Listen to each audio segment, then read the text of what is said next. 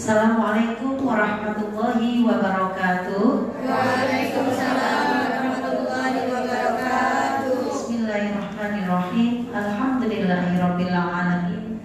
Puji syukur marilah kita panjatkan kehadirat Allah Subhanahu wa taala. Salawat dan salam semoga tercurah kepada junjungan kita Rasulullah Muhammad sallallahu alaihi wasallam beserta keluarga dan para sahabatnya. Yang kami hormati Bapak Kepala Sekolah SD Kiai Ibrahim, Ustaz Aminanur Rahman MPD, Ustazah sekalian yang senantiasa berbahagia, semoga senantiasa diberikan kesehatan, kemudahan dalam menjalankan segala aktivitas hari ini dan seterusnya. Amin ya rabbal alamin.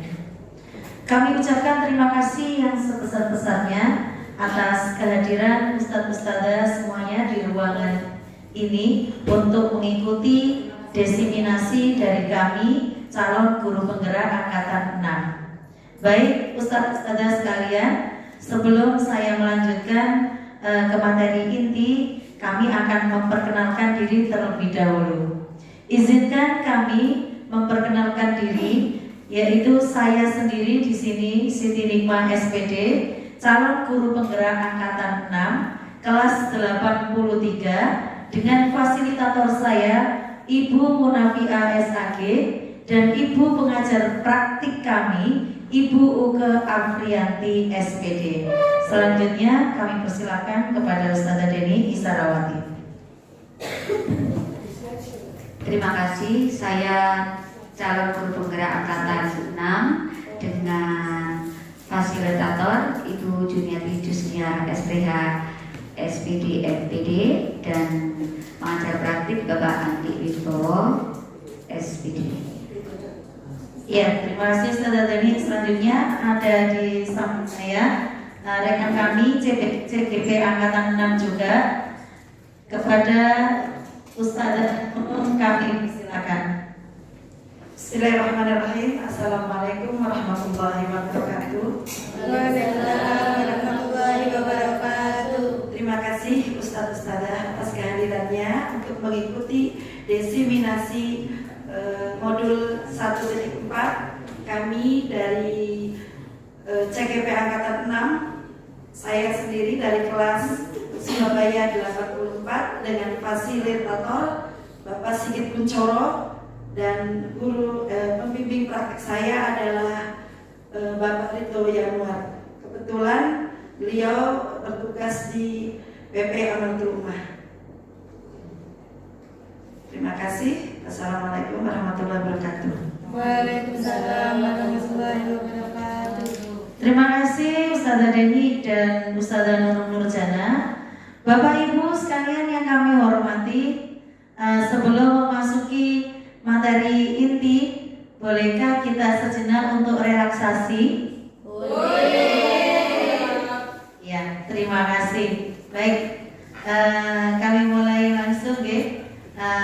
Kami akan melakukan strategi stop. Ya. Coba kita berhenti sejenak dari aktivitas dan rutinitas sehari-hari yang kita lakukan. Kita kosongkan diri kita kembali ke titik nol. Oke, baik. Bapak Ibu sekalian, kami persilakan untuk duduk dengan mengambil posisi ternyaman. Posisi ternyaman. Monggo.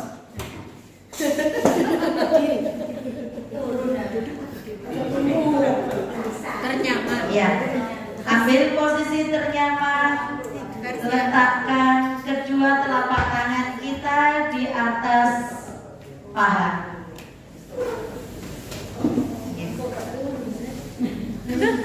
Pelan-pelan pejamkan mata sejenak.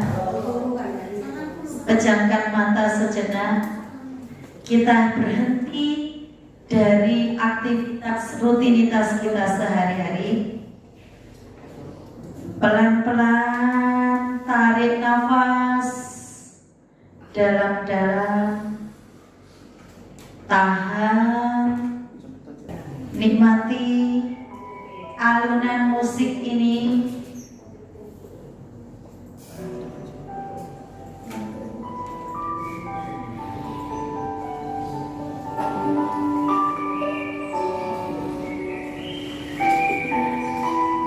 Sekali lagi, tarik nafas lagi, tahan, hembuskan sejenak, rasakan setiap suara yang ada di sekeliling kita.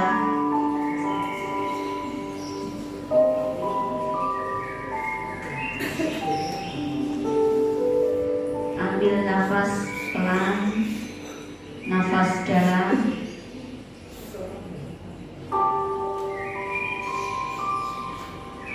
Keluarkan lewat mulut pelan-pelan. Mari kita bersyukur atas semua nikmat yang telah diberikan Allah Subhanahu wa Ta'ala. Mari kita terlatih untuk bersabar, bersabar dalam segala hal, bersabar menghadapi segala permasalahan. Hilangkan rasa sedih, hilangkan rasa penat. Tetaplah berwibawa dengan apa yang ada pada diri kita. Hilangkan kesombongan, keangkuhan.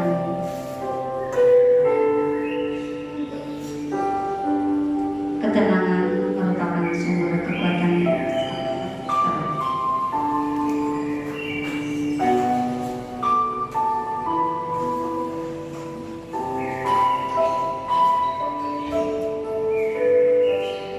Terus tarik nafas dalam-dalam, tahan, masukkan hal-hal yang positif, sabar dalam menghadapi segala murid yang berbagai macam karakter.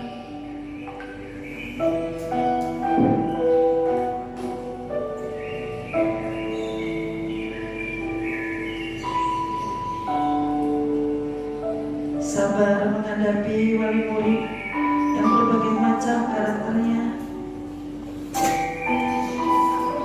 Setelah berpikiran positif bahwa kita bisa untuk menghadapi segalanya.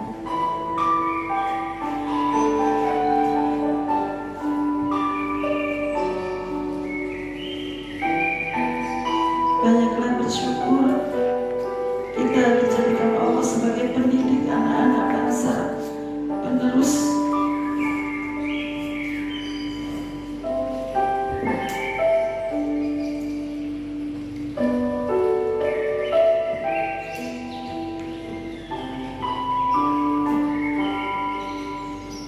Pelan-pelan, mari kita buka mata kita. Kita buka mata kita kembali. Bagaimana apa yang dirasakan oleh Bapak Ibu sekalian? Kira-kira lebih fresh lagi. Oke, alhamdulillah. Kita beri tepuk tangan untuk kita semuanya. Baik, Bapak Ibu sekalian, kami sudah memperkenalkan diri. Maksud dan tujuan kami apa hari ini adalah untuk melaksanakan diseminasi modul 1.4 tentang budaya positif. Sebelum kita melanjutkan ke materi inti, kita terlebih dahulu akan membuat kesepakatan kegiatan kita pada pagi hari ini. Mari kita bersama-sama, ya. Yang pertama, kira-kira apa yang kita sepakati? Monggo dari Ustazah Asia, Ustazah Sofi, Ustaz Roni. Demi kelancaran kegiatan pagi hari ini, mari kita membuat kesepakatan bersama dulu. Monggo. Ya, boleh. Ya. Oke, tertib ya dari Viro tertib.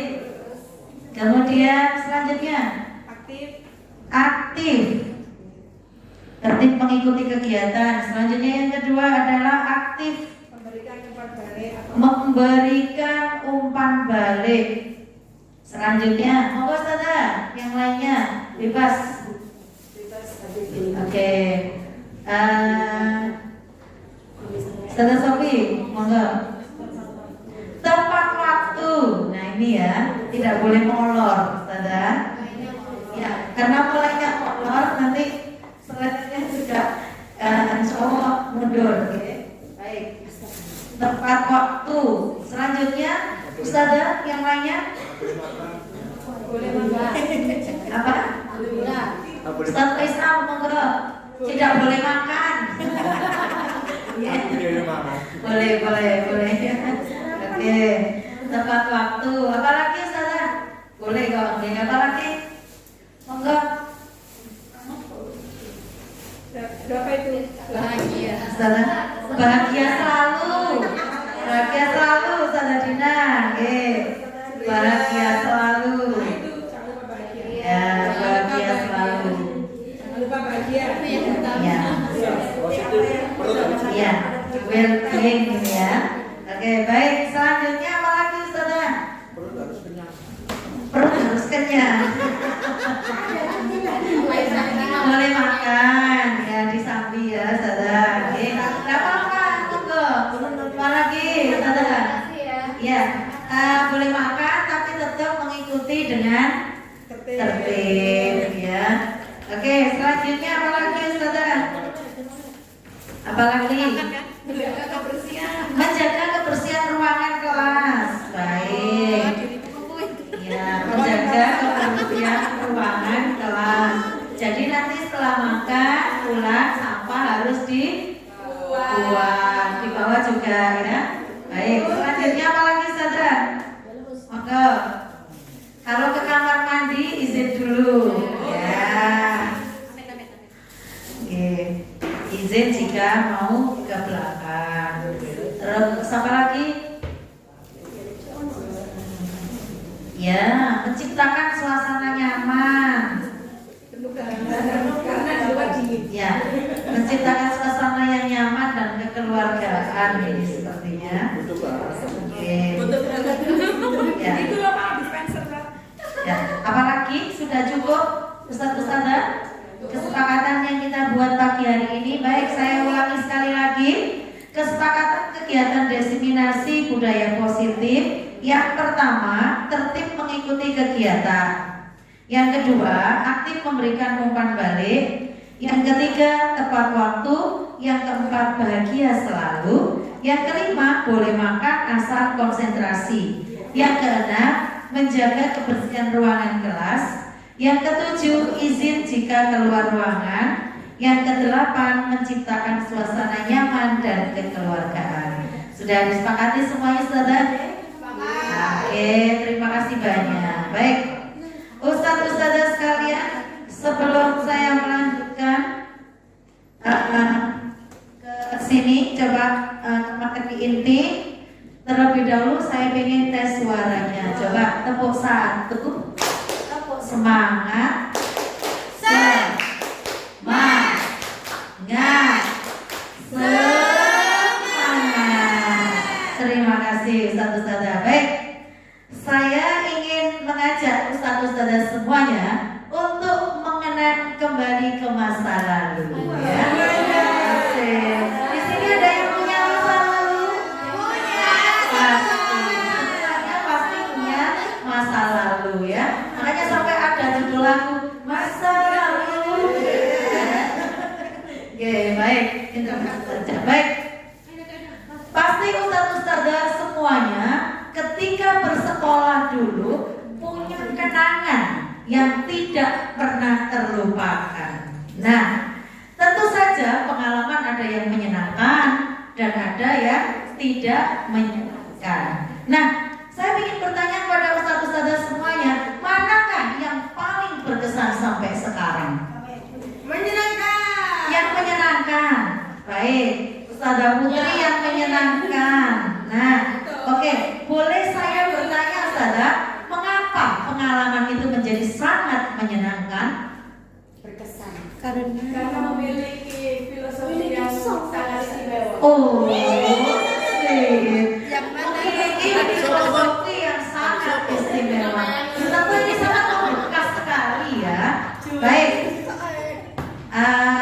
Sekarang kalau kita pernah menjadi siswa, flashback ke lalu, kita punya kenangan dan kenangan itu menyenangkan dan itu sangat membekas bagi kita. Pertanyaannya, sebagai seorang pendidik, apakah kita ingin menciptakan hal yang sama kepada murid-murid kita? tentu Ya, tentu. Sepakat ya Ustazah semuanya ya? Kita ingin menciptakan suatu kenangan yang indah yang tidak terlupakan oleh murid-murid kita kelak sampai mereka dewasa. Hal itu menjadi kenangan yang istimewa seperti yang dialami Ustazah Putri. Tepuk tangan buat Ustazah Putri. Baik. Nah, kita masuki selanjutnya adalah budaya positif. Nah, budaya positif kami dari CGP Angkatan 6 kelas 83, kemudian kelas 84, Ustazah Deni kelas 63 akan mengupas tuntas apa itu budaya positif. Selanjutnya, monggo Ustazah Deni. Iya, topik yang akan kita bahas hari ini yaitu yang pertama disiplin positif, yang pertama disiplin positif dan nilai-nilai kebajikan universal, yang kedua teori motivasi, hukuman dan penghargaan, restitusi, yang ketiga keyakinan kelas, yang keempat kebutuhan dasar manusia dan dunia berkualitas, yang kelima restitusi 5 posisi kontrol, dan yang terakhir restitusi segitiga restitusi. Apa sih topik dari ke-6 materi di disiplin positif ini? Akan kita kupas satu persatu. Silakan. Baiklah Ustazah, sebelum kita masuk ke topik pertama, kita melihat gambar yang ada di slide. Setuju atau tidak setuju?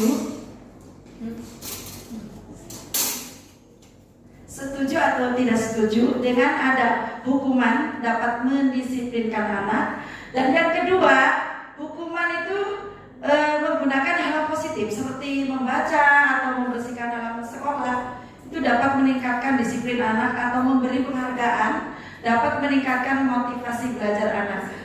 Kira-kira menurut Ustazah mana yang baik untuk anak kita, untuk anak didik kita? Apakah dengan menghukum dapat mendisiplinkan anak, dengan hukuman, dengan hal-hal yang positif? Silakan. Menambahkan maksud dari gambar ini, setuju atau tidak setuju hukuman dapat mendisiplinkan anak, setuju atau tidak?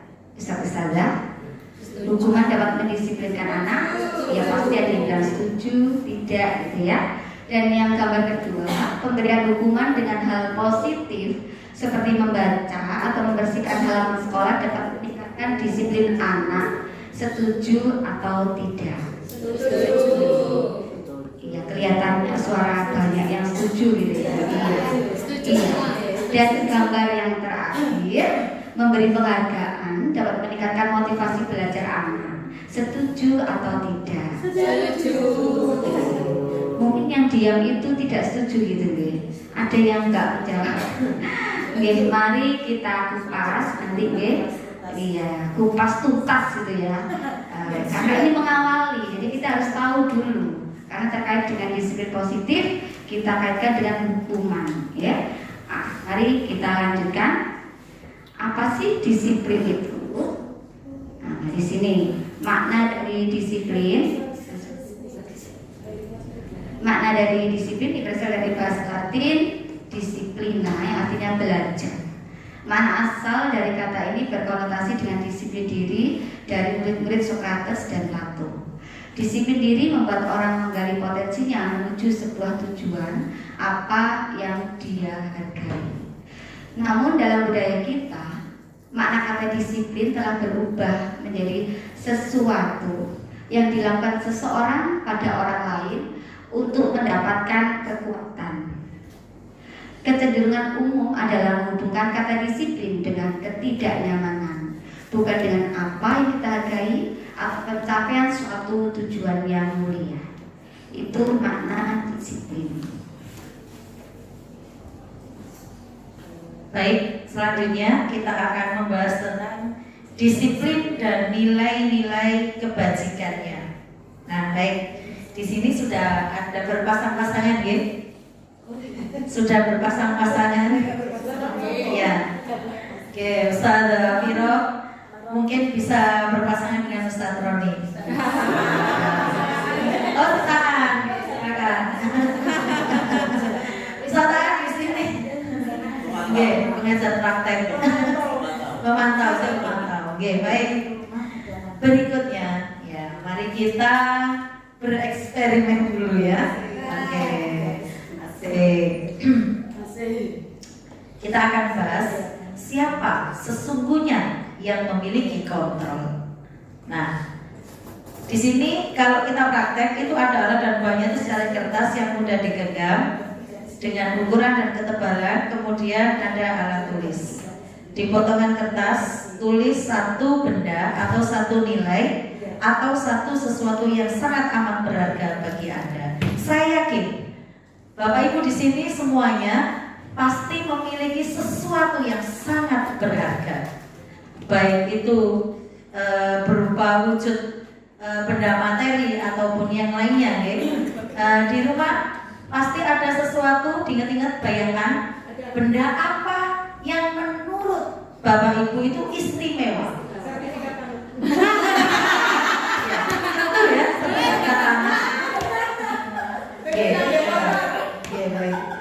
Ya, harus benda ya, sertifikat tanah. Anda harus benda. Oke, baik. Yang lainnya mungkin barangkali. Iya.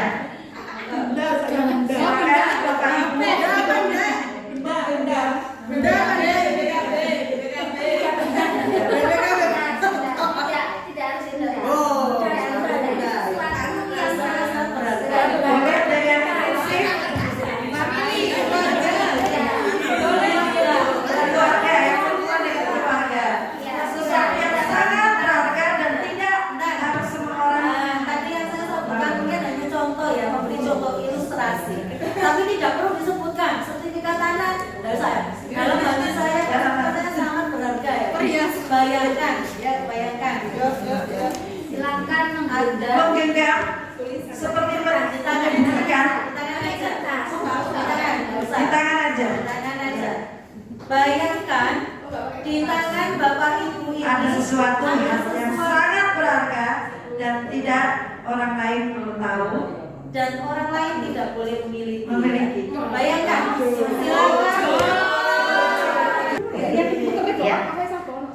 Ustaz sedang membayangkan satu nilai yang sangat berharga bagi Ustaz-Ustazah. Satu nilai, bukan hanya benda. Benda itu kan kadang bukan hal yang berharga ya buat kita. Coba satu nilai yang menurut Ustaz-Ustazah sangat berharga. Boleh sambil membayangkan, sambil memejamkan mata. Memejamkan mata. Coba satu nilai itu harus dijaga Ustaz-Ustazah, dijaga dengan kuat. Tidak boleh satu orang pun yang mengambil sesuatu yang berharga. Baik, saya lanjutkan. Di sini ada Ustazah Sofi dan Ustazah Asia. Silakan berhadapan.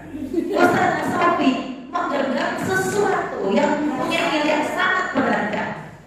Kemudian Ustazah Asia Dia ingin memiliki benda ataupun nilai yang sangat berharga tadi dari Ustazah Sofi. Coba silakan diraih. Diraih sampai lepas nih pegangannya. Boleh enggak dia dimiliki? Diminta dulu. Boleh enggak? Boleh enggak? Enggak boleh. Silakan membujuk sekarang. Membujuk merayu. Boleh enggak Ustazah Sofi? Jangan, tetap jangan. Jangan si Alis. Ustazah Asia ini lama-lama capek. Coba diajak dengan kekerasan. Coba diajak. Boleh enggak? Tidak boleh. Dia kan yang membujuk. Iya. Coba memaksa kepala tangan. Boleh enggak? Tidak boleh ternyata ya. Baik, monggo. Iya. Terima kasih. Semua juga bisa mencoba. Nanti bisa dicoba ya Oke. muridnya. Sudah tadi ya dirasakan apa yang terjadi. Ya, apa yang terjadi. Ini terkait dengan kontrol, teori kontrol ya saudara. Akan kita lanjutkan ke materi berikutnya.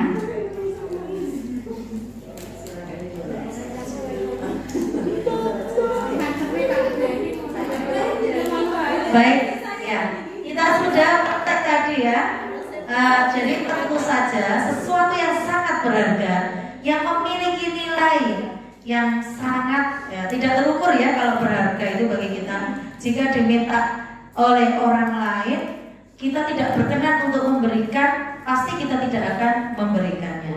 Hal itu terkait dengan nilai kontrol. Nah, di sini kita akan membahas tentang perubahan paradigma stimulus respon dan teori kontrol. Nah, siapa sesungguhnya yang memiliki kontrol? Nah, kita berikan stimulus respon. Kita mencoba mengubah orang agar berpandangan sama dengan kita. Nah, kalau menurut teori kontrol, kita berusaha memahami pandangan orang lain tentang dunia.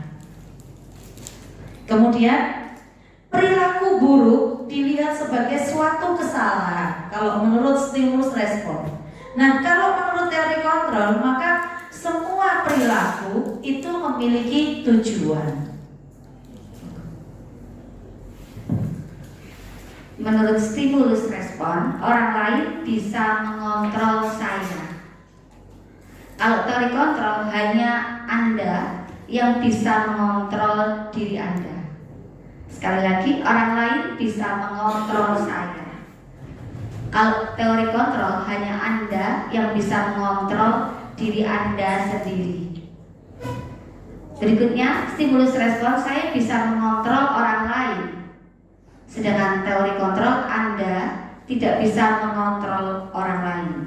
Tadi dipraktekkan dengan menggenggam tangan.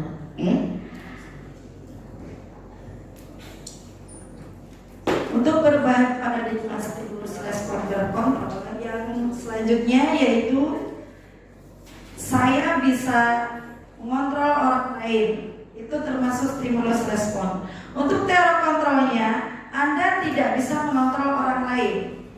Selanjutnya, pemaksaan ada pada saat bujukan yang gagal. Tadi Ustazah Ustazah Asia memaksa untuk membuka genggamannya yang ada di Ustazah Sofi. Untuk teori kontrolnya, kolaborasi dan konsensus menciptakan pilihan-pilihan yang baru. Bisa dengan sesuatu yang baru yang bisa untuk membuka genggaman yang dimiliki Ustazah Sofi itu. Yang terakhir, stimulus respon, model berpikir menang atau kalah. Untuk teori kontrolnya, model berpikir menang-menangan. Selanjutnya ini ada peta pikiran terkait dengan disiplin positif yang akan kita bahas dari teori kontrol atau teori pilihan Dr. William Glasser. Yang pertama, Anda tidak bisa mengontrol orang lain, hanya Anda yang bisa mengontrol diri Anda sendiri. Ini terkait dengan kita dan nanti mengibasnya ke anak-anak. Anda tidak bisa mengontrol orang lain, hanya Anda yang bisa mengontrol diri Anda. Makna disiplin, belajar kontrol diri dengan menggali potensi kita agar tercapai tujuan mulia, yaitu sesuatu menjadi seseorang yang kita inginkan berdasarkan nilai-nilai yang kita hargai. Berikutnya, semua perilaku memiliki tujuan. Di sini ada teori motivasi ekstrinsik dan motivasi intrinsik. Motivasi ekstrinsik, motivasi dari luar. Motivasi intrinsik dari dalam diri kita sendiri. Motivasi ekstrinsik diantaranya yang pertama untuk menghindari hukuman, yang tadi sudah di awal ada gambar-gambar itu. Yang pertama itu motivasi ekstrinsik, nanti akan dijabarkan. Ini kita hanya membaca peta pikiran dulu. Yang kedua, motivasi ekstrinsik untuk mendapatkan imbalan. Jadi hukumannya tadi dia nggak melakukan kesalahan karena ingin mendapat imbalan. Dan yang pertama tadi menghindari hukuman. Yang berikutnya motivasi intrinsik dari dalam, yaitu semua perilaku memiliki tujuan untuk menghargai diri sendiri, nilai-nilai kebajikan universal, dan menjadi keyakinan kelas yang akan menjadi keyakinan diri dia sendiri. Selanjutnya kita akan membahas tentang model berpikir menang-menang. Di sini bukan menang-menangan, ya. Maksudnya di sini itu win-win solution, gitu ya.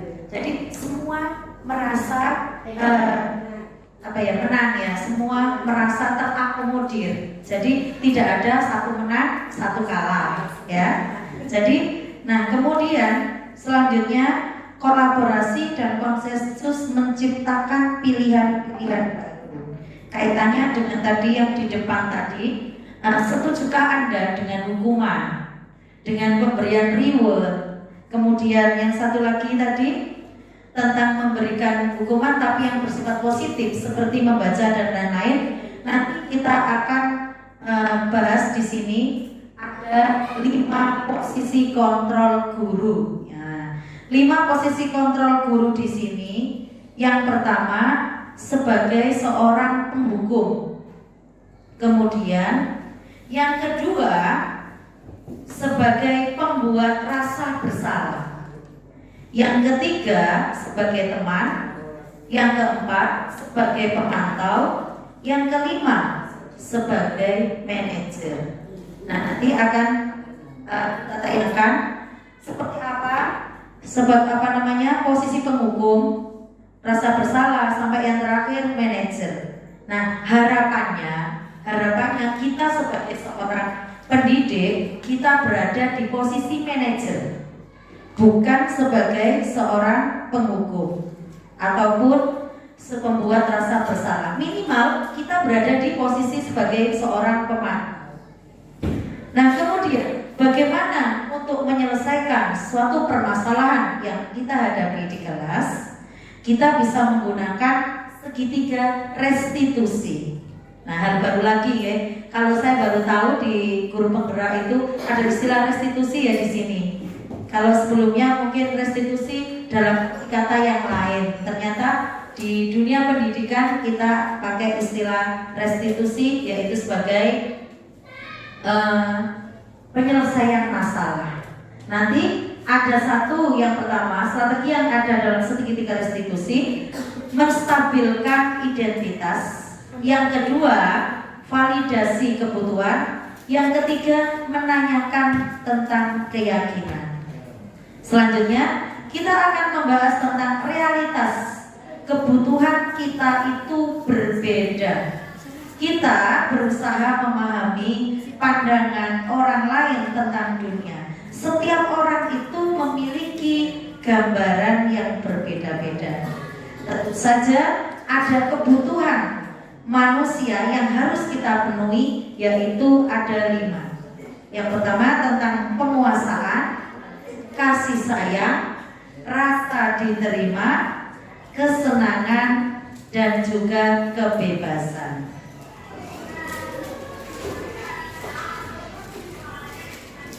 Baiklah, untuk slide selanjutnya yaitu nilai-nilai kebajikan universal. Yang pertama, nilai-nilai kebajikan adalah sifat-sifat positif manusia yang merupakan tujuan mulia yang ingin dicapai setiap individu. Nilai tersebut bersifat universal dan lintas bahasa, suku bangsa, agama maupun latar belakang. Yang kedua, setiap perilaku membuat memiliki suatu tujuan. Jadi, ketika anak melakukan kesalahan, pasti dia memiliki tujuan yang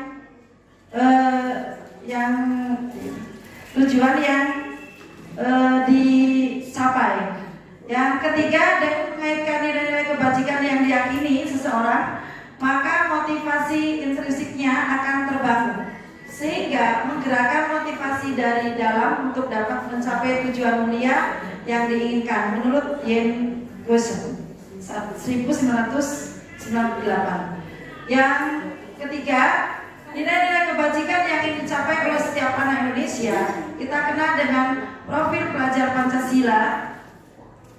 Yang terakhir, beriman. Ini penjabaran dari profil pelajar Pancasila, yaitu beriman, bertakwa kepada Tuhan Yang Maha Esa, dan berakhlak mulia, mandiri, bernalar kritis, berkebinekaan global, bergotong royong kreatif. Coba Ustadz-Ustadzah, kita bisa menyanyikan profil pelajar Pancasila. Sudah hafal semua? Mohon untuk berdiri. Yang lakukan dapat Pancasila.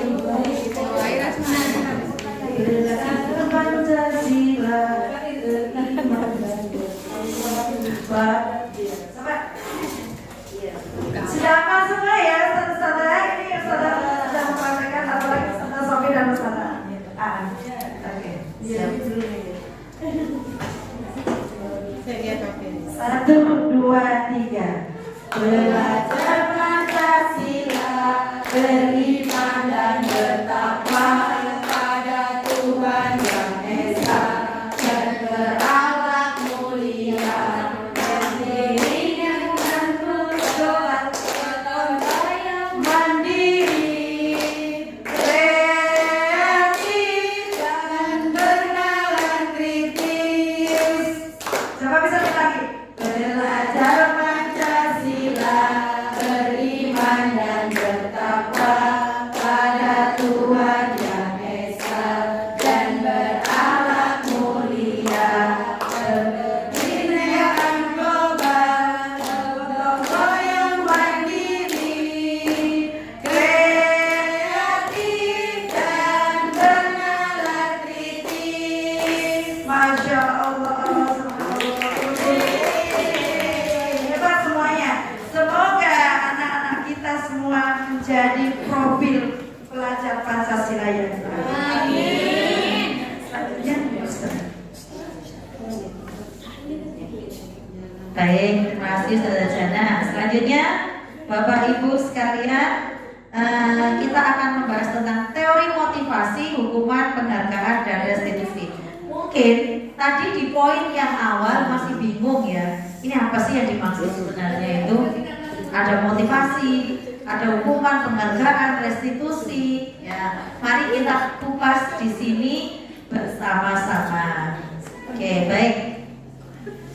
Teori motivasi perilaku manusia. Untuk menghindari ketidaknyamanan atau hukuman, apa yang terjadi apabila saya tidak melakukannya? Coba, ada yang bisa jawab di sini? Apa yang akan terjadi apabila saya tidak melakukannya, tidak melakukan sesuatu? Ya, monggo. Dari teori motivasi perilaku manusia ini, yang pertama kita bahas teori motivasi. Ini 3 contoh. Iya. 3 contoh. Yang pertama, apa yang akan terjadi apabila saya tidak melakukannya? Jadi anak-anak itu misal ada yang melakukan sesuatu, yang itu suatu aturan dari kelas itu atau dari sekolah itu, apa yang akan terjadi bila dia itu tidak melakukannya? Nah, ini motivasi eksternal apa internal, itu maksudnya ya. Apa yang akan terjadi apabila saya tidak melakukannya? Yang kedua, apa yang akan saya dapatkan apabila saya melakukannya? Ini kayak imbalan tadi ya. Ini motivasi apa, eksternal atau internal? Sudah ada keterangannya di samping. Dan yang terakhir, saya akan menjadi orang yang seperti apa bila saya melakukannya. Saya akan tertib belajar. Motivasi dari dirinya sendiri, internal, motivasi internal. Saya akan tertib ketika belajar. Itu saya akan menjadi orang apa nanti kalau saya tertib gitu. Ya, itu dari dirinya sendiri. Berbeda dengan yang 1 dan 2 ini. Itu terkait dengan teori motivasi. Gini. Mungkin yang pertama tadi ya eksternal, masih eksternal ya saudara ya. Apa yang akan terjadi apabila saya tidak melakukannya? Jadi masih memaksa ya saudara ya. Jadi konsekuensinya apa ya yang saya dapat? Apa yang akan saya dapat? Hukumankah? Nilainya tidak baguskah? Nah seperti itu. Kemudian yang kedua, apa yang akan saya dapatkan apabila saya melakukannya? Jadi masih imbalan ya. Imbal balik apa yang akan saya peroleh.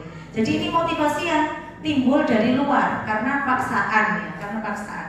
Kemudian yang ketiga tadi, saya akan menjadi orang yang seperti apa bila melakukannya. Ini sudah mulai tumbuh dari dirinya.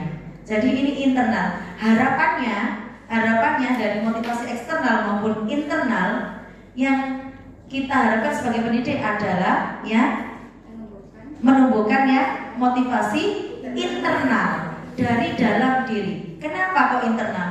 Karena internal ini maka keberlangsungannya akan lama sekali. Sedangkan yang eksternal yang sifatnya karena dia ingin ada imbalan atau umpan balik, ada tekanan, maka ini sifatnya hanya sementara. Gitu ya saudara.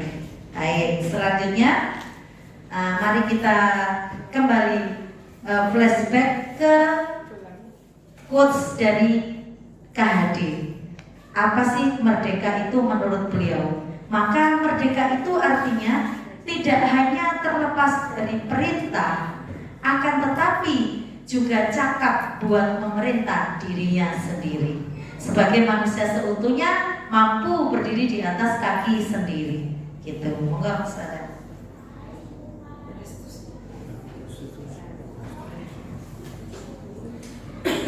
Selanjutnya, untuk menyelesaikan suatu permasalahan di kelas, kita menggunakan yang di modul ini yaitu restitusi.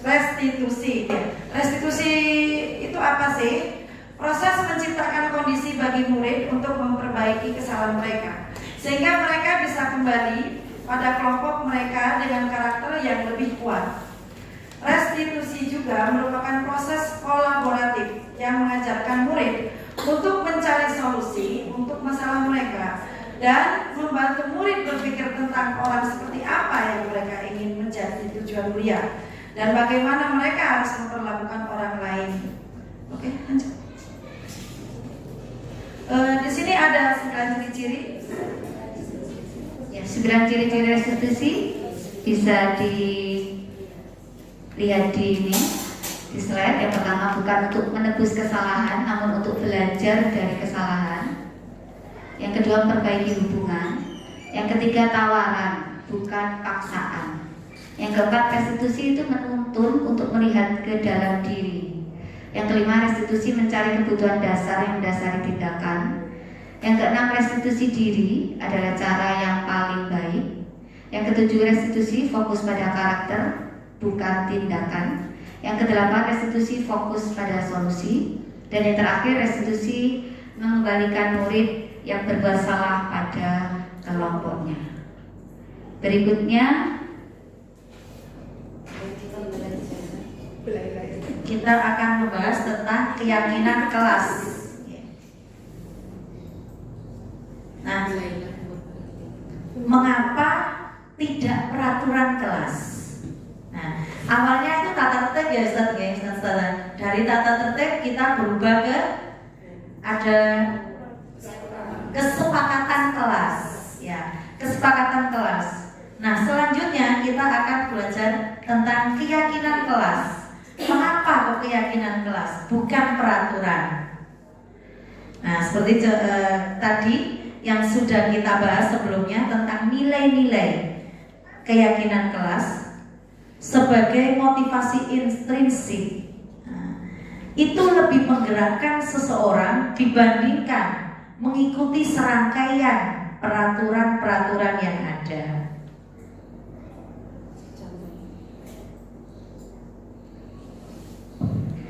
Dari dua contoh ini, ada satu kesepakatan kelas di TK Dharma Wanita Persatuan dan yang satu kesepakatan kelas di suatu kelas, ya. Dari dua contoh ini coba mana yang merupakan keyakinan kelas, yang ini kanan apa kiri, yang hijau atau yang putih yang merupakan keyakinan kelas? Yang putih. Semua berpendapat yang putih atau ada pendapat yang lain? Yang putih. Iya, berarti Ustazah sudah paham, ya? Kesepakatan kelas yang putih, kami guru dan murid yang saling menyayangi, kami murid yang semangat dan belajar, kami murid yang peduli dengan teman-teman. Kalau yang sebelah itu kesepakatan kelas datang tepat waktu, mengucapkan salam. Ini seperti peraturan nih, peraturan-peraturan menjaga kebersihan sekolah, berdoa sebelum dan sesudah kegiatan, aktif dalam pembelajaran, dan tertib. Ini yang kesepakatan keyakinan kelas itu yang seperti ini, secara umum, ya, secara umum, dan di dalamnya ada indikator-indikatornya. Kalau peraturan, kalau yang sebelah itu termasuk peraturan kelas.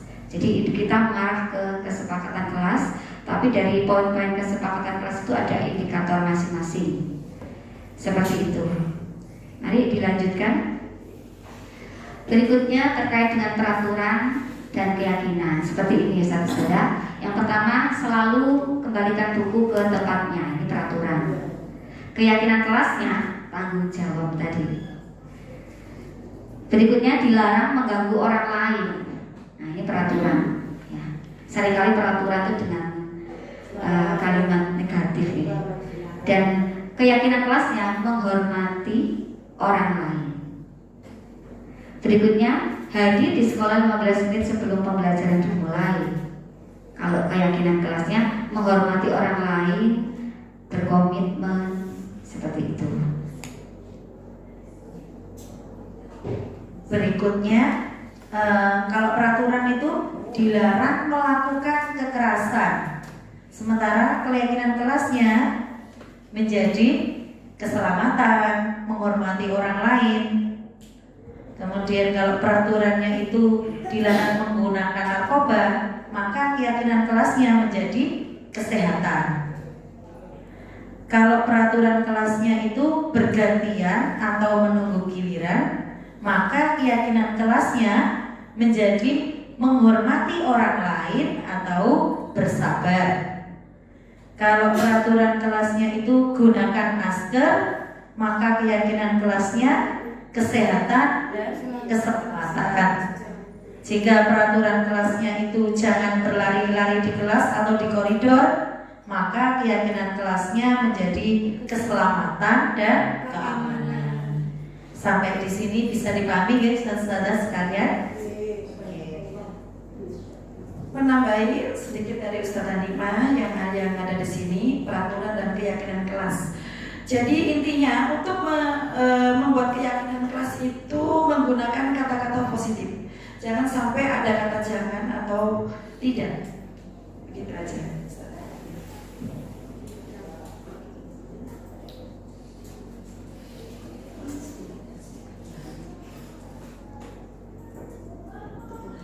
Oke, baik Ustaz-ustaz semuanya, kita coba deh bersama-sama. Oke. Di sini ada tindakan guru, kemudian ini termasuk tindakan ini termasuk hukuman apa konsekuensi? Hukuman. Nah, saya bacakan satu-satu ya. Semuanya kalau dihukum ya sepertinya. Ya semangat ya Saudara Putri ya. Yang pertama, nah ini dulu sumber yang saya lakukan ini ya. Mencatat 100 kali di dalam buku kalimat saya tidak akan terlambat lagi karena terlambat ke sekolah. Ini termasuk hukuman apa konsekuensi, saudara? Hukuman. Terus sekali, saudara ya? Oke, tepuk tangan. Berikutnya yang kedua, lari basket sebanyak 2 kali karena terlambat hadir di sekolah. Hukuman apa konsekuensi? Baik. Lanjut ya, ketiga murid diminta untuk push up 15 kali karena tidak menggunakan masker ke sekolah. Itu hukuman atau konsekuensi? Hukuman. Baik, lanjut. Menggantikan kertas tugas teman yang telah dicoret-coret. Konsekuensi. Karena di situ ada hubungan ya antara tugas teman yang telah dicoret-coret apa menggantikan kertas itu rasa tanggung jawab, ada rasa tanggung jawab di situ. Yang selanjutnya membersihkan tumpahan air di meja tulis karena tersenggol pada saat belajar. Konsekuensi. Karena masih ada hubungan erat gitu dengan masalah yang sebelumnya. Murid disuruh untuk melepas sepatu seharian di sekolah karena tidak mengenakan sepatu hitam. Betul, iya. Ustaz SDK Ibrahim bisa membedakan antara hukuman dan konsekuensi 100. Ya, nanti tinggal prakteknya aja ya di kelas masing-masing. Baik, saudara sekalian, sejatinya hukuman itu memang berhasil pada orang-orang sukses karena mereka dapat menyerapnya dan memaafkan si penghukum. Hukuman itu tidak bekerja pada anak yang memiliki identitas gagal karena tindakan ini hanya menegaskan ketidakmampuannya ya. Oke, lanjut ya saudara. Setelah tadi kita membahas tentang keyakinan kelas ya, restitusi ya. Oke, kemudian kita praktek untuk membuat kita yang dari kemarin itu kita praktek membuat keyakinan kelas di kelas masing-masing. Ini sebuah contoh saja. Ini sebuah contoh saja yang telah kami buat. Ya, keyakinan di kelas 4A. Yang pertama, menjaga kerapian dan kebersihan diri. Yang kedua, menjaga kebersihan dan kerapian kelas. Yang ketiga, disiplin waktu masuk dan keluar kelas. Yang keempat, menjaga ketertiban kelas. Yang kelima, berbicara dan bersikap sopan kepada semua warga sekolah. Kemudian yang keenam, saling menyayangi dan membantu. Ini salah satu contoh saja yang telah kami buat kemarin karena kami mendapatkan tugas untuk membuat keyakinan kelas. Itu ustaz-ustazah sekalian, oke? Selanjutnya berikutnya pembelajaran keempat sudah lumayan nih. Pembelajaran keempat sudah terlewati 3 pembelajaran. Yang keempat, kebutuhan dasar manusia dan dunia berkualitas. Kebutuhan dasar manusia pertama, kasih sayang. Manusia itu butuh kasih sayang. Tetap bertahan.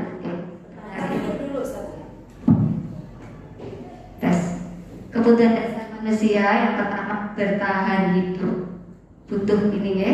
Yang kedua kasih sayang, kemudian penguasaan bisa, butuh untuk bisa, kemudian kesenangan dan kebebasan.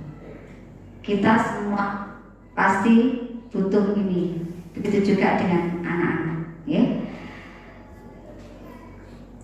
Kebutuhan kasih sayang di sini contohnya ingin disukai, diterima, akrab dengan orang tua, belajar karena suka pada gurunya, teman sebaya sangatlah penting, kemudian suka bekerja dalam kelompok. Ini contoh kebutuhan manusia. Yang berikutnya penguasaan, ingin menjadi pemimpin. Seperti yang kita amati tiap hari di kelas ya, pasti ada anak yang ingin menjadi pemimpin, kemudian mengamati sebelum mencoba hal baru, merasa kecewa bila melakukan kesalahan, sangat rapi dan sistematik, dan ingin mencapai yang terbaik. Ini contoh-contoh kebutuhan dasar manusia, poin kasih sayang dan penguasaan. Berikutnya, untuk kebutuhan pokok manusia yang nomor 3 yaitu 4 kesenangan, fun. Setiap anak ingin menikmati apa yang dilakukan. Yang kedua, konsentrasi tinggi saat mengerjakan hal yang disenangi. Biasanya anak lebih semangat apabila mengerjakan hal yang sangat disukainya. Saya pernah melihat anak-anak sangat semangat sekali ketika biasanya kuisis. Maju ke depan menjawab. Kuisis itu adalah contoh, salah satu contohnya. Yang ketiga, suka permainan kolektor. Ini permainan kolektor kayak mengoleksi benda atau barang. Yang ketiga, suka bergurau atau melucu. Yang selanjutnya, menggemaskan, bahkan saat bertingkah laku yang buruk, gemes. Kadang kita melihat murid-murid kita itu suka gemes dengan tingkah pola mereka, ya. Untuk yang terakhir, kebebasan atau freedom, menginginkan pilihan, terus perlu bergerak. Nih anak-anak itu yang namanya juga anak ya, perlu hidup bergerak juga ya. Banyak permainan, diantaranya kita sering melihat anak-anak bermain bola ya, padahal sudah dilarang karena merusak keadaan yang ada di sekitarnya, tapi tetap untuk melakukannya. Suka mencoba-coba. Terus lanjut, tidak terlalu terpengaruh orang lain. Yang terakhir, senang mencoba hal baru dan menarik. Ini adalah 5 pokok dasar kehidupan manusia menurut sumber William Hunt. Ya, oke, lanjut ke sana.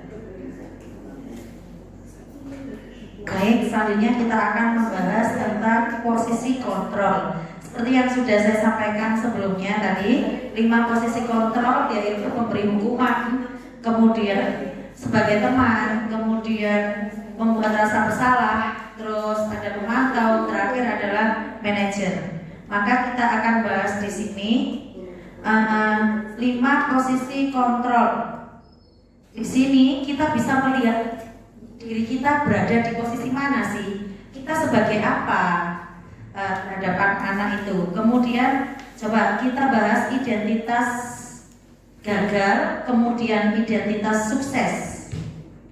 Yang pertama, sebagai penghukum itu biasanya dicirikan begini: menghardik, menunjuk, kemudian menyakiti, kemudian menyindir. Nah, berarti diri kita sebagai seorang penghukum. Nah, bagaimana dengan membuat rasa bersalah?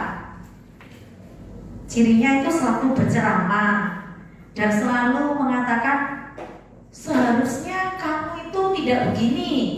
Nah, ibu merasa kecewa dengan apa yang telah kamu lakukan. Itu cirinya orang yang membuat rasa bersalah. Nah, kemudian kalau guru itu sebagai seorang penghukum itu juga berkata begini: kalau kamu tidak melakukannya, awas ya. Rasakan gitu. Nah, itu ya. Nah, bagaimana dengan hasilnya? Nah, bisa dipastikan bahwa siswa kita akan memberontak, menjadi seorang pemberontak hasilnya.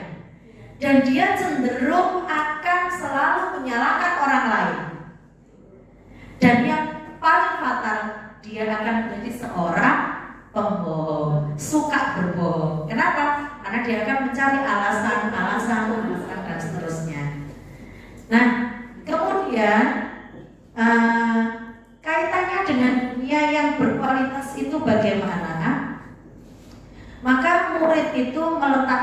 guru di luar dunia yang berkualitas. Jadi kita itu dianggap apa ya, kadang mereka itu ya mungkin negatif ya saya, negatif gitu. Dan dia seorang murid akan berkata begini, biarkan saja, nanti juga marah-marah lagi.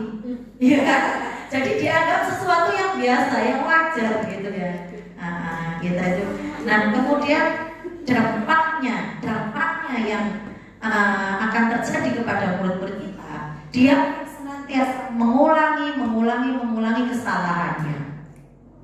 Nah itu ya untuk yang posisi sebagai seorang penghukum.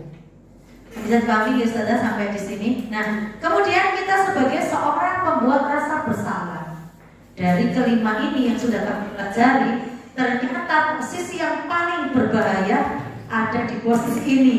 Nah kita kupas seperti apa bahayanya. Tadi sudah saya katakan bahwasanya dia suka berceramah, mengatakan seharusnya ibu kecewa itu sangat membekas loh ya. Ketika dikatakan saya kecewa dengan sikap kamu, saya kecewa dengan tindakan kamu, harusnya kamu tuh nggak seperti ini. Nah, kemudian gurunya berkata tadi sudah seperti itu ya. Kemudian hasilnya bagaimana? Dia akan juga selalu menyembunyikan baik itu kesalahan apa yang sudah dilakukan. Nah kemudian dia akan cenderung menyangkal dan juga berbohong. Nah bagaimana dia itu melihat dunia berkualitas terhadap seorang guru? Dia akan meletakkan guru di dalam dunia berkualitas ya.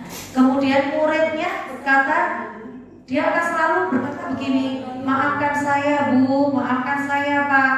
Nah dampak yang paling fatal, dia akan selalu menjadi orang yang merasa bersalah, orang yang tidak berguna ya, merasa tidak berguna.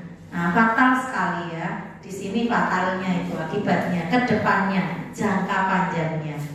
Baik, selanjutnya di identitas suksesnya. Untuk 5 posisi kontrol identitas berhasil sukses. Yang pertama kita memposisikan teman. Guru membuatkan alasan-alasan untuk muridnya ya. Terus untuk guru berkata, ayolah lakukan demi ibu.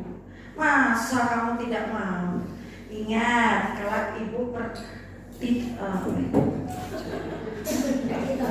kayak tahu tulisannya cilik. Ayolah lakukan demi ibu. Masa kamu tidak mau? Ingat, tidak ibu pernah bantu loh. Terus untuk hasilnya, jadi anak itu ketergantungan. Lanjut untuk kaitan dengan dunia berkualitas. Murid meletakkan guru sebagai orang yang sangat penting di dunia berkualitas ya. Selanjutnya murid berkata, saya pikir Bapak Ibu teman saya, ternyata begitu. Dampak pada murid lemah, tidak mandiri, jadi tergantung ya, menggantungkan kepada guru terus ya. Untuk selanjutnya pemantau ini guru berbuat menghitung dan mengukur.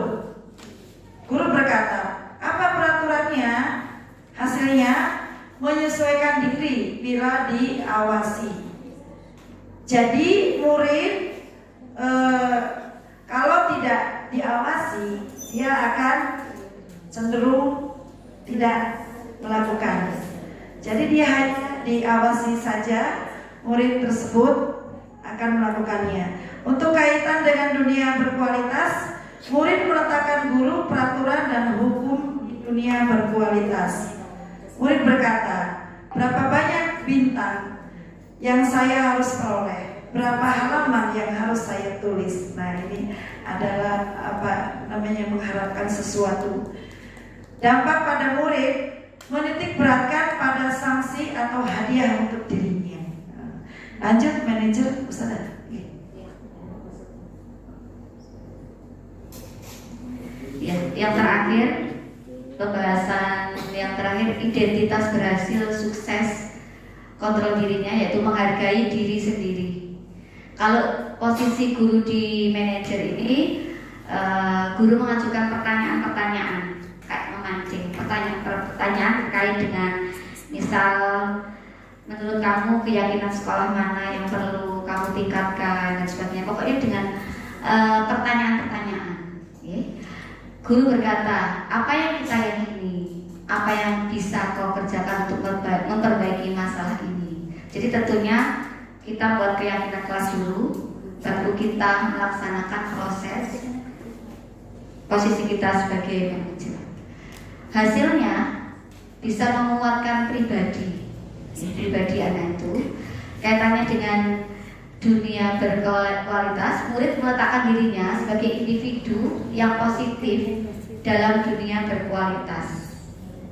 Murid berkata, bagaimana caranya saya bisa memperbaiki keadaan ini? Jadi solusinya dari dirinya sendiri. Bagaimana cara saya? Bukan dari gurunya. Berarti kamu sebaiknya mengganti jajan temanmu dan sebagainya. Kalau itu kan posisi sebagai yang lain-lain tadi ya. Kalau sebagai manajer seperti ini, bagaimana caranya saya bisa memperbaiki keadaan ini? Dampak pada murid mengevaluasi diri, bagaimana cara memperbaiki diri. Jadi mereka mengevaluasi dirinya, bagaimana cara memperbaikinya biar tidak melakukan itu lagi. Ya. Nanti akan ada video yang akan ditampilkan di sini terkait dengan 5 posisi ini. Silakan.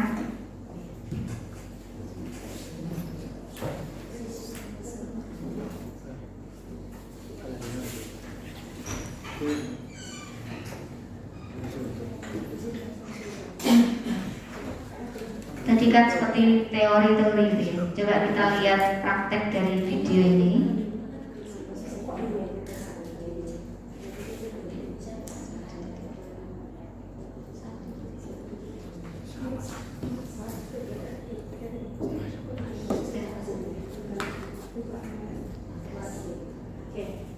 Saya ke posisi pembungkus deh.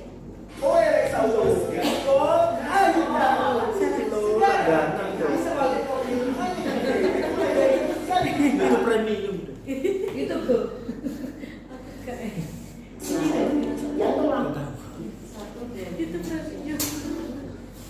Kita angkat saja nih biar cepat.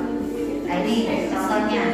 Ini kan teori kata-kata. Jadi mungkin sulit ya kita pahami. Ini prakteknya.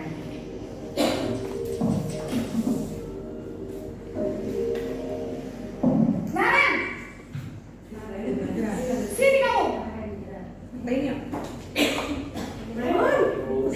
Selalu terlambat. Ini tadi posisi apa? Kamu pasti terlambat. Jadi kayak menghardik gitu ya. Menghardik, menunjuk. Alasan kamu apa lagi? Membentak-bentak. Ini posisi sebagai Malas pengurus. sekali aku jadi anak. Saya Dasar pemalas. Gak kapok-kapok sih kamu. Sudah berapa kali terlambat? Saya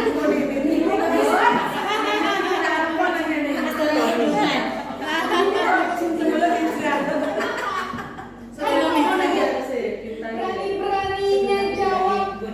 Sudah terlambat, masih berani jawab pula. Sekarang, keliling lapangan basket 5 kali sekalian. Biar kapok. Cepat. Pergi sana ke lapangan basket. Posisi penghukum ya. Sana cepat. Ya. Tadi dampaknya kalau kita sebagai posisi penghukum, murid akan menjadi dendam ya. Dendam pada kita. Dan itu akan diingat sepanjang ya, murid kita. Ya. Berikutnya posisi buat merasa bersalah. Naren,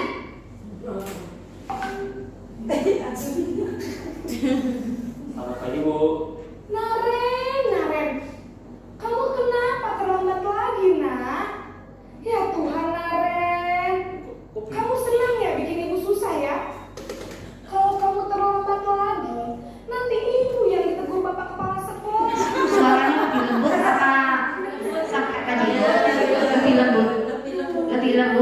lebih tenang. Namun kata-katanya menyalahkan. Tenang tapi menyalahkan. Kamu suka ya kalau ibu dulu kepala sekolah. Terus sekarang ibu harus tulis apa yang di buku absen? Ini kamu sudah sering terlambat loh. Ibu harus apa coba? Maaf Bu, maaf sekali. Ya sudah, lain kali jangan bikin ibu susah lagi ya nak ya. Ibu tidak akan kuat lagi kalau kamu gini terus. Bisa jantungan kalau itu. Gimana Bapak sekolah?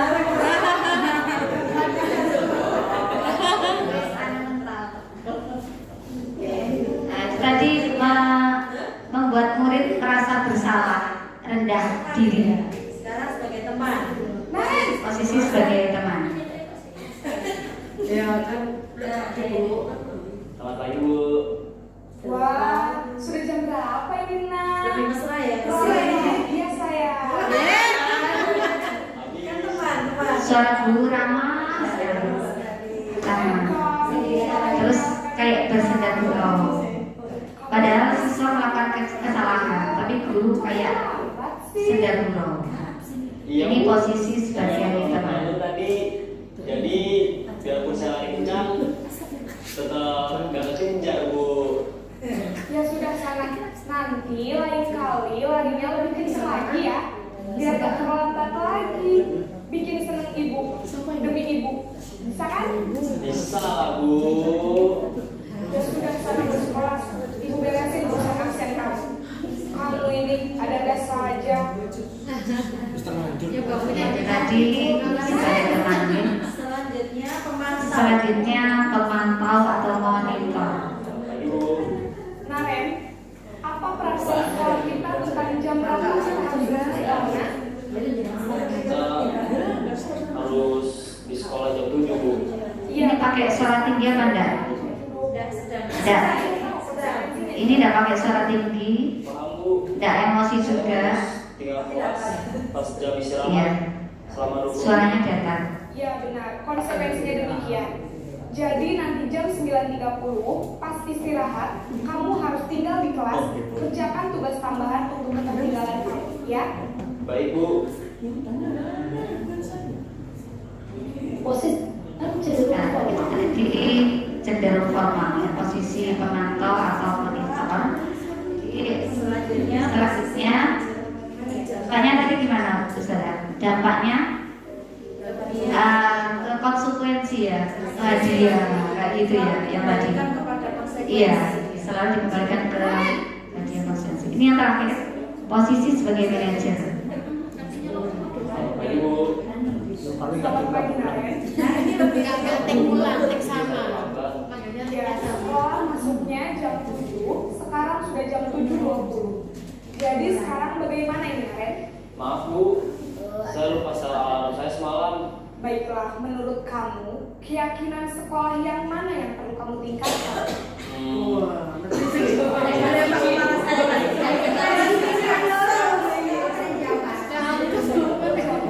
Jadi bikin keyakinan dulu.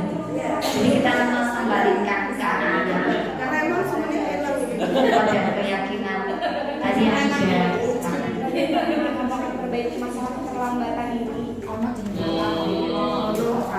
Suaranya tadi netral, bunyinya netral, tapi tidak menunjukkan cengengesan gitu ya. Serius tapi kayak nggak marah gitu ya. Ada Bu, kata saya, Kak Emma. Ada lagi selain Kak Banyak pertanyaan-pertanyaan. Dari posisi manajer ini banyak pertanyaan-pertanyaan yang adalah Kak Emma dan ibu kamu ya. Kira-kira akan mulai start alarm kapan nih, Karen? Setelah pulang sekolah, akan segera saya lakukan. Baik, jadi Karen akan setel alarm untuk bangun besok pagi dan akan diingatkan oleh kakak dan ibu dan Karen ya. Jadi solusinya dari guru apa dari siswa sendiri? Agar Dari siswa sendiri. Tidak ada Bu. baik Karen, terima kasih untuk kerjasama kamu. Sekarang kamu perlu kembali ke kelas untuk belajar. Baik Bu, terima kasih.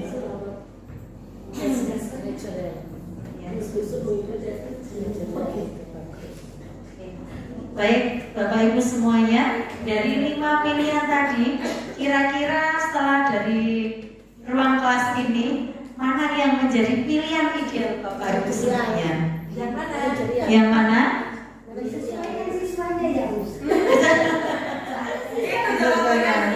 Jawabannya tepat sekali. Nah, tapi posisi yang paling ideal di sini adalah sebagai seorang manajer. Paling tidak, ya, paling turun-turun lah kita sebagai seorang pemantau. Oke, di pemantau. Itu bisa. Selanjutnya, tapi satu lagi ya, tadi selalu dikembalikan manajer tadi dikembalikan kepada keyakinan kelas. Jadi sebelum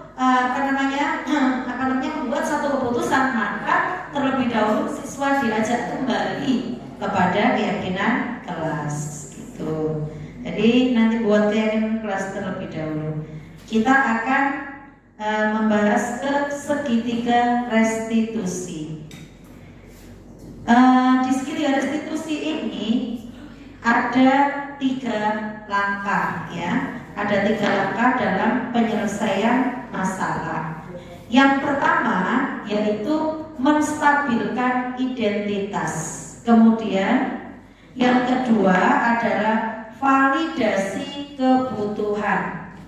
Kemudian yang ketiga adalah menanyakan keyakinan. Nah, apa itu menstabilkan identitas? Untuk membuat anak yang merasa gagal karena berbuat salah menjadi positif terhadap dirinya.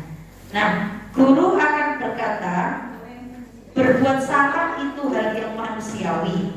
Tidak ada manusia yang sempurna. Bapak Ibu juga buat salah. Kita pasti bisa menyelesaikan permasalahan ini. Bapak Ibu tidak tertarik untuk mencari tahu siapa yang benar, siapa yang salah. Bapak Ibu lebih tertarik untuk menyelesaikan masalah. Kalau kamu menyalahkan dirimu sendiri terus-menerus, apakah kamu bersikap baik kepada dirimu sendiri? Itu pada poin menstabilkan identitas. Selanjutnya segitiga restitusi yang kedua, yaitu membantu siswa mengatasi atau kebutuhan yang ingin dipenuhinya ketika melakukan kesalahan itu. Guru berkata, kamu bisa saja kan melakukan hal yang lebih buruk, tapi kamu tidak melakukannya. Yang kedua, kamu pasti punya alasan mengapa melakukannya. Yang ketiga, apa yang penting bagi kamu? Kamu boleh tetap berusaha menjaga sikap itu, tapi tambahkan sikap yang lain yang baru. Maukah kamu belajar cara lain untuk mendapat yang kamu butuhkan tanpa harus mengumpul? Apakah kamu bisa melakukan dengan lebih baik besok lagi? Dari saya, sebelumnya terima kasih sudah mau belajar bersama kami bertiga. Terima kasih atas waktunya. Yang terakhir dari saya, disiplin positif bukan untuk menjadi murid tertib, tapi mengembalikan anak pada harga diri. Itu yang paling penting, yang membekas di hati mereka sampai mereka dewasa. Itu apa? Harus kita maknai bersama. Mulai dari sekarang, apa yang harus kita lakukan untuk anak-anak kita. Terima kasih. Ditutup. Iya. Mohon sebelum kami mengakhiri undur diri dari sini, mungkin bisa direfleksikan kembali tentang apa yang sudah dipelajari hari ini. Harapannya ke depan setelah mengikuti desiminasi ini seperti apa, terutama terkait dengan tugas kita sebagai seorang pendidik. Mungkin bisa mewakili salah satu dari ustadzah untuk maju ke depan. Monggo, Ustadzah Sofi atau Ustadzah Ainur. Monggo. akan disampaikan apa yang sudah dipelajari hari ini tentang perasaannya bagaimana, harapan kedepannya bagaimana. Monggo, mohon waktunya sebentar, Ustazah Ainur.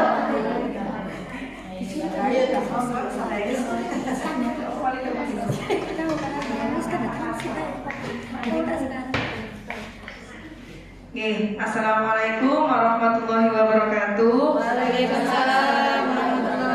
Terima kasih banyak atas sharing ilmunya Ustazah Deni, Ustazah Nima, dan Ustazah Jana yang tentunya materi hari ini insya Allah sangat bermanfaat dan tentunya harapannya adalah membudaya. Nah, ini ustadz-ustadzah semua, mari bersama-sama dari pimpinan sekolah, wali kelas, dan guru bidang studi, karena ini tidak hanya wali kelas saja, tapi semua stakeholder yang ada di sekolah harus bisa mempraktekkan budaya-budaya positif di sekolah kita tercinta. Seperti itu, terima kasih. Harapannya ditunggu materi selanjutnya. Terima kasih. Assalamualaikum warahmatullahi wabarakatuh. Waalaikumsalam. Aplaus buat Ustazah Ainur. Sebagai penutup salam dari pertemuan kita pagi hari ini, bersama-sama nanti kita ikuti salam guru penggerak ya. Semoga nanti semuanya menjadi guru penggerak. Tapi kita juga masih calon ya. Kalau yang sudah guru penggerak beneran itu Ustazah Han dan Ustazah Sofi ya. Oke, doakan kami juga bisa menyelesaikan hingga tuntas ya, dengan baik program yang kami ikuti saat ini. Bersama-sama ya, kita latihan dulu ya. Salam guru penggerak. Bergerak, tergerak, menggerakkan, baperan. Baperan itu bawa perubahan. Ya. Baperan, kita singkat dari bawa baperan, bawa perubahan. Baperan, yes. Yes. Jadi lagi ya, jadi semuanya ya. Oke. Bergerak, bergerak. Oke ya, sekali lagi ya, nanti saya dulu deh. Salam guru penggerak. Bergerak, tergerak, menggerakkan, baperan, yes. Sekali lagi ya, bersama-sama langsung ya. Sudah ya.